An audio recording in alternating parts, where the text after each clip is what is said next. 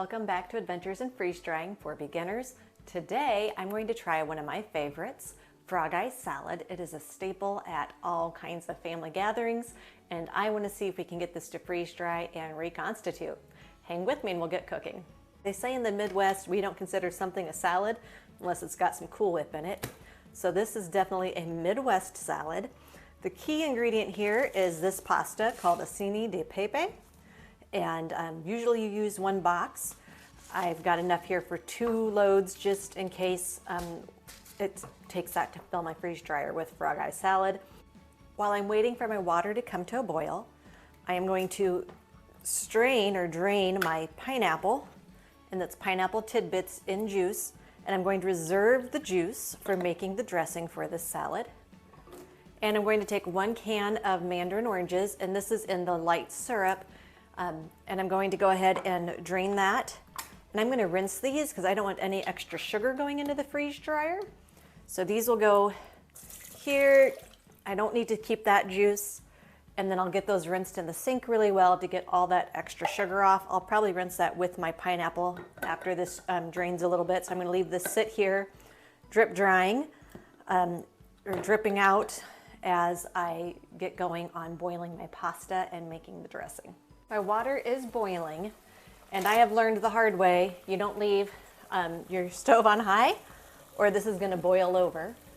It's a pretty full pot. This takes about 9 minutes to cook, and I will cook the entire 1-pound box of pasta. This makes a big salad.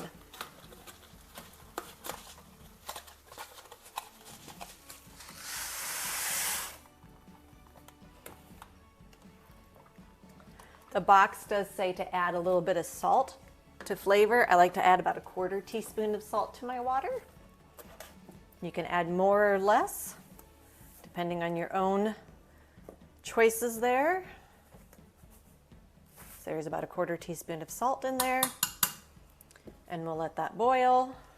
And once it's back to a good boil, I'll set my timer for 9 minutes. While this cooks, we're going to go ahead and make the dressing that goes in this salad. For the dressing, we're going to go ahead and first crack an egg into our pan.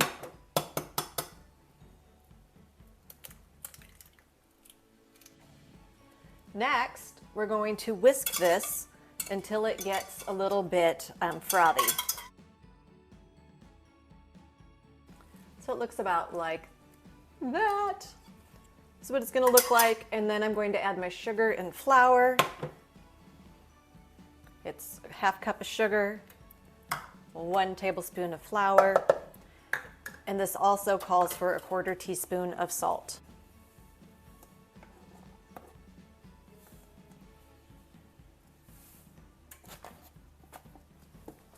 I'm going to whisk all of that together again.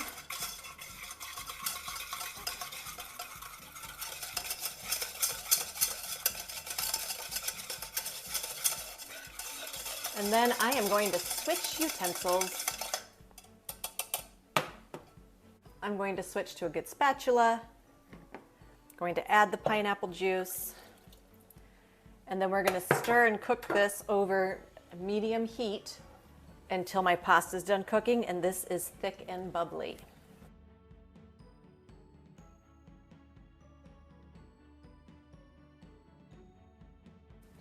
You will know your dressing's done when it becomes fairly opaque, and if you stop stirring, it starts to give a thick boiling sound instead of a wet one. So as you can see here, if I quit stirring, this is going to start to bubble, but it's a much thicker, it's not like a boil because this has gotten thick. And you'll notice it's not just completely dripping off of my spatula. It takes a minute before it drips off. This is thickened up, so that's done. I'm going to set this off of the burner until my pasta's done, and then we'll strain the pasta and rinse it with cold water, and I'll meet you back at the other counter. My pasta has been strained, so I'm going to go ahead and put this in a big mixing bowl. I also rinsed it with cold water to get the pasta to stop cooking, and these are just little tiny spherical rounds of pasta. Hence the name frog eye salad. They kind of look like what you'd expect a frog eyeball to look like. I'm going to add my dressing, which is that pineapple juice with some sugar and flour and an egg yolk that has been cooked. Get all of that out of my pan. I'm going to go ahead and stir that in. I'm going to use my spatula to stir that in. I feel like I can mix stuff around a little better and really make sure all of the pasta is coated with that dressing. So I'm just really getting that mixed up good. Then you will add your rinsed pineapple and mandarin oranges. I rinsed this because I know pineapple can get very acidic. And so even though it was in juice, that would have still been high acidity. So when you freeze dry it, sometimes it's just too acidic to eat. Even though this is planning to be rehydrated, I went ahead and rinsed it all. Those mandarins were in light juice, so it was extra sugar. I already have sugar in this recipe in the dressing, so I wanted as much out of there as possible. The other thing I like to do is kind of cut those mandarin oranges up as you're stirring into smaller pieces. And you get this all stirred in, breaking up those mandarin oranges a little bit as you go. And then we're going to set this in the fridge till everything is cool, and then we'll add the last 2 ingredients before we go to the freezer. Okay, so this has been chilling for about an hour. I checked and it is cooled all the way through. I did stir it once or twice in that hour to help speed it along to get chilled. The last 2 ingredients are pretty simple ones. You're going to want a tub of Cool Whip and 1 cup of marshmallows. I've made this plenty of times without marshmallows. I'm a little nervous what these are going to do in the freeze dryer, but I'm going to go ahead and add them because why not? Let's learn together.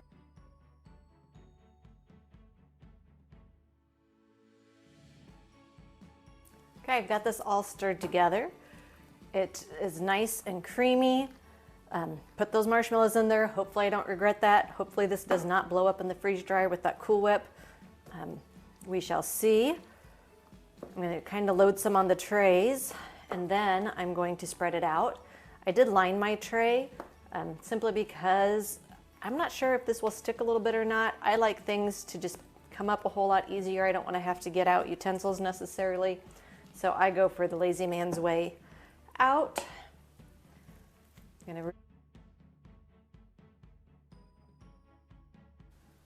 One batch perfectly filled my 2 trays. I am going to go ahead and add my tray dividers. I got these from freezedryingsupplies.com along with the lids, and I am going to pre-freeze. I have discovered that my machine runs probably an extra 5 to 6 hours if I don't pre-freeze, and my freezer is running anyways.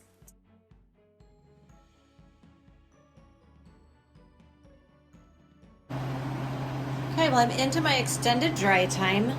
I always have 12 hours of extended dry time set. So I'm going to open this up. I'm not feeling any cold spots. It feels like styrofoam.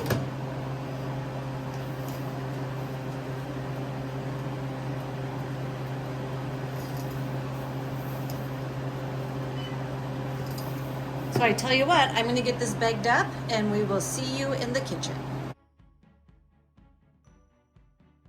I have everything bagged up, and as I was bagging, those squares, even though I used dividers, they didn't really hold together. The shape of the food didn't. If you wanted to have those so that way you knew what a portion was, and you'll see with this bag I sealed right here, I've got my marshmallowed frog eye on the bottom. I have my non-marshmallow frog eye on the top. So if you're trying to do like a meal pouch or ready to go meal and you wanted the frog eye salad separate for rehydration purposes, the dividers are great, but these aren't gonna hold together. You're not gonna be able to eat frog eye salad in a bar form without rehydrating. It tastes fine, not rehydrated. Not my favorite thing ever. You could eat it that way, but it's powdery. You're gonna get it all over your fingers. So I think this is something that you're gonna have to rehydrate. When I've tried to rehydrate pasta, usually it takes a while. So I'm going to try this 2 ways. I am going to do the one with marshmallows because I really don't want those hot. I'm going to do that with just cold water.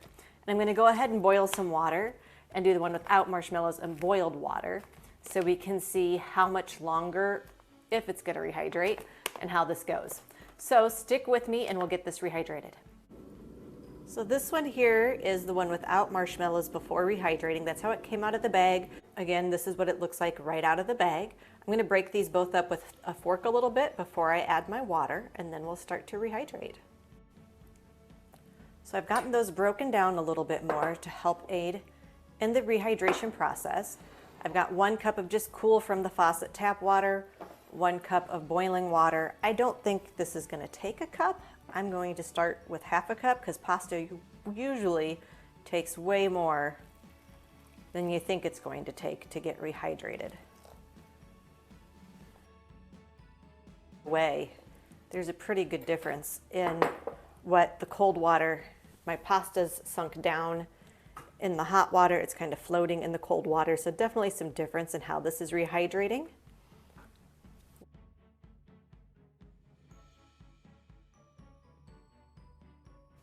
It has been 5 minutes, and let's go ahead and look at these. I think I definitely added too much water here.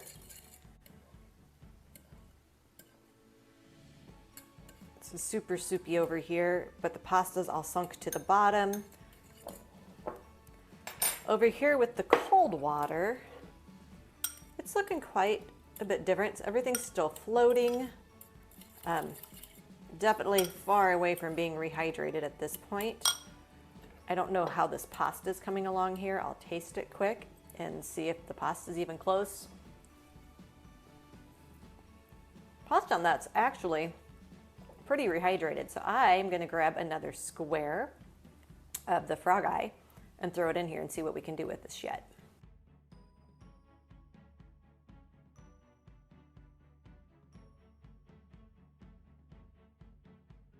It's been another 5 minutes. Let's take a look at this. This one's still probably a little runny. That half cup of water was too much, but the pasta's looking about the right size. It's not that fluffy Cool Whip look, but this looks maybe like day-old frog eye when you lose kind of that fluff from the Cool Whip. This one in cold water, it's still kind of floating.